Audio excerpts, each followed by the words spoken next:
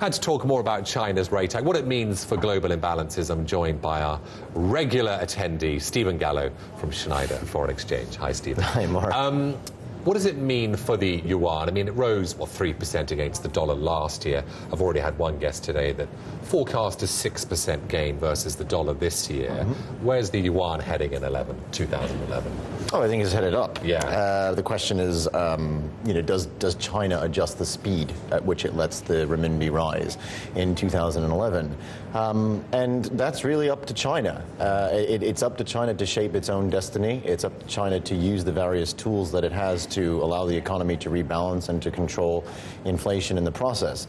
I personally think that the arguments for a more rapid rise in the yuan are very compelling. I think that China needs to show the world that China needs legitimacy on the world stage. It needs to show the world that it's up to the tasks of rebalancing its own economy, controlling inflation in its economy, and avoiding some of the mistakes that other major world powers like the United States made in its economy. Remember, we had not one, but two bubbles in the United States in the last 10 to 15 years, which caused massive fallouts and for which we're still paying the prices today. So China has to step up to the plate. It has to show the world that it's going to rebalance its economy and allow the global imbalances to rectify at an orderly pace. Closer to home, Stephen, we had export-import data from Germany, but here today, trade data. MPC meets today and tomorrow. I want to ask you about the MPC.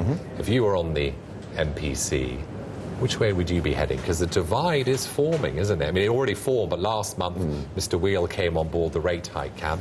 Where would you be swayed towards? Well, I think, it's easier. It's always easy to make decisions with hindsight, with the benefit of hindsight. But I had been speaking to contacts and clients all throughout 2010, suggesting that the Bank of England should have had a higher rate stance. They should have had a tighter monetary policy. Even I think in early 2010, we could have done with higher interest rates in the UK.